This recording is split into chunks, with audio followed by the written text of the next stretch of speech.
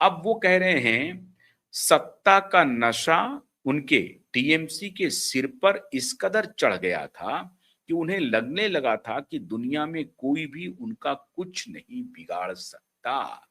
ये हैं सुखेंदु शेखर राय। ये कह रहे हैं मैंने इसीलिए इस्तीफा दिया क्योंकि तृणमूल कांग्रेस के ऊपर ये कह रहे हैं ये 58 हुए थे पहले बागी, अभी हुए हैं 20 बागी।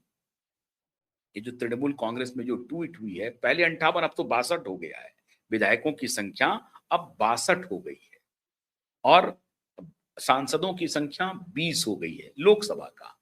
राज्यसभा से सुखेंदु शेखर राय ने इस्तीफा दे दिया है, तो उनको उम्मीद है कि हम यहां पर अब बन करके आ जाएंगे। अब इसमें देखिए विधानसभा में जो स्थिति है उसका मैं थोड़ा-सा विवरण आपको करके दिखाता हूँ। टीएमसी के 80 विधायक हैं। अब 3 जून को 58 विधायकों ने अलग गुट बनाया था। लोकसभा में 28 सांसद हैं। 8 जून को 20 सांसदों ने एनडीए को समर्थन देने की बात कही। एक बार पूरा डेटा आपको मैं समझा देता हूँ। आप समझ रहे होंगे, आप चैनल पर भी देखा होगा। राज्यसभा में 13 सांसद हैं। 8 जून को सांसद ने इस्तीफा दे दिया। 12 की स्थिति अभी स्पष्ट नहीं है। लेकिन अब इसके आगे का खेल समझिए। सुखेंदु शेखर राय जो कह रहे हैं कि टीएमसी के को सत्ता का नशा इतना हो गया था कि वो आम आदमी से टीएमसी कट गई। और काकोली घोष दस्तीदार कह रही हैं कि मेरा फोन भी दीदी नहीं उठा रही थी। अभिषेक बनर्जी से तो मिल ही नहीं सकते थे और आईपैक के जो एम्प्लॉई हैं वो मेरे कार्यकर्ता को डिक्टेट करते थे और ये करते करते मुझे भी डिक्टेट करने लगे। अब दूसरी तरफ एक और कहानी है।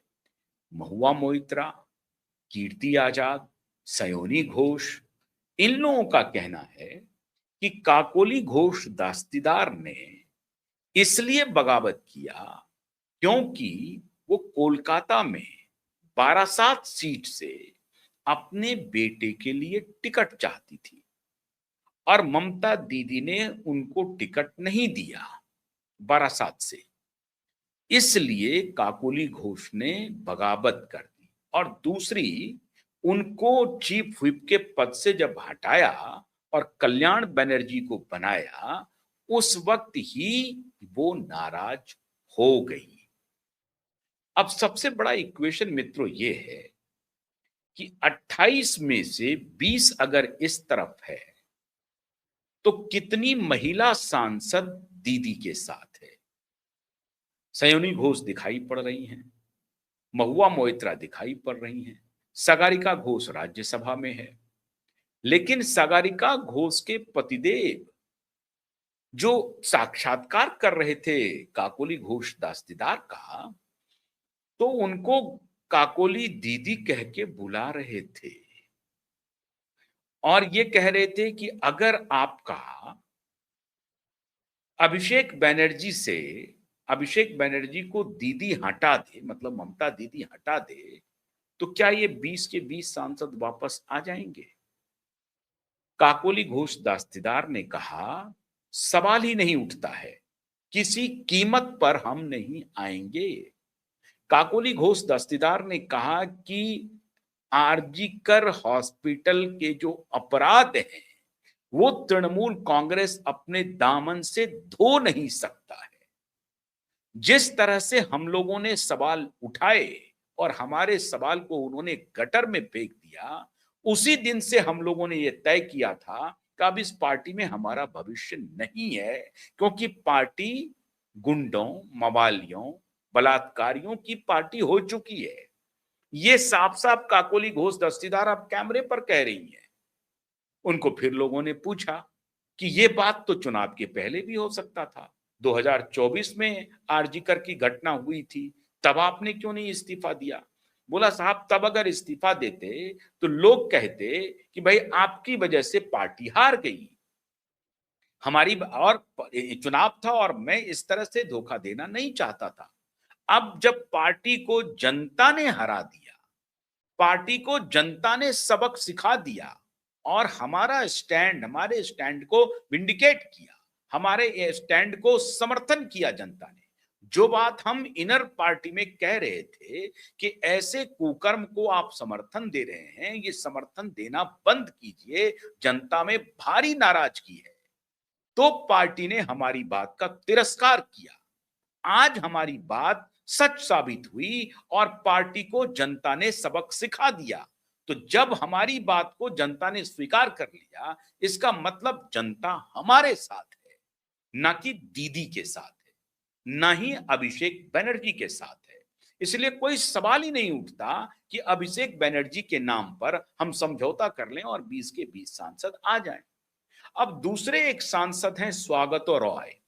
अब स्वागतो रॉय कह रहे हैं, लोकसभा के वो सांसद हैं, स्वागतो राय कह रहे हैं या राज्यसभा के, मैं भूल रहा हूं अभी, लेकिन स्वागतो राय कह रहे हैं कि मुझे भारतीय जनता पार्टी के बड़े नेताओं ने संपर्क किया, ऑफर दिया।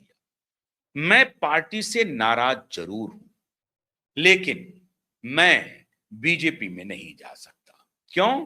बीजेपी हिंदू, हिंदी, हिंदुस्तान इसकी बात करती है।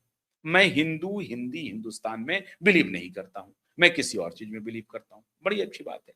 इसीलिए भारतीय जनता पार्टी ने सेफ खेलने का मन बनाया है।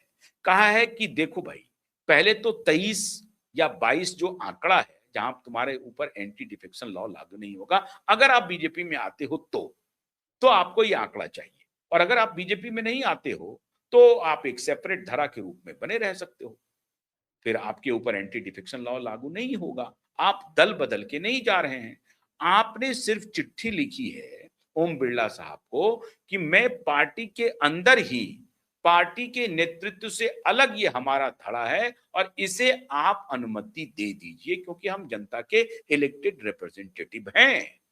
मैं चुनाव में दोबारा नहीं जाना चाहता हूं तत्काल। लेकिन सुखेंदु शेखर रॉय ने तो इस्तीफा दे दिया। सुखेंदु शेखर रॉय को लग रहा है कि अगर जो ये नया फैक्शन है तो वहां से क्या राज्यसभा की एक सीट मिल सकती है? मिल सकती है। सुखेंदु शेखर रॉय को राज्यसभा भेजा जा सकता है। क्यों? क्योंकि अब एनडीए का समर्थन मिल जाएगा और उधर जो ऋतव्रत बनर्जी है उसके भी ये वोटिंग में साथ दे देंगे। तो हो सकता है कि उनको डील हो गई हो कि आपको राज्यसभा वापस आप भेज देंगे। अब तो आप हमारे फैक्शन के हो गए। मतलब राज्यसभा में भी भारतीय जनता पार्टी की टैली उस हिसाब से डायरेक्ट बीजेपी का टैली नहीं होगा, लेकिन बीजेपी को समर्थन करने वाले राज्यसभा सांसदों की टैली बढ़ने वाली है। और ठीक उसी प्रकार से लोकसभा में अगर ये 20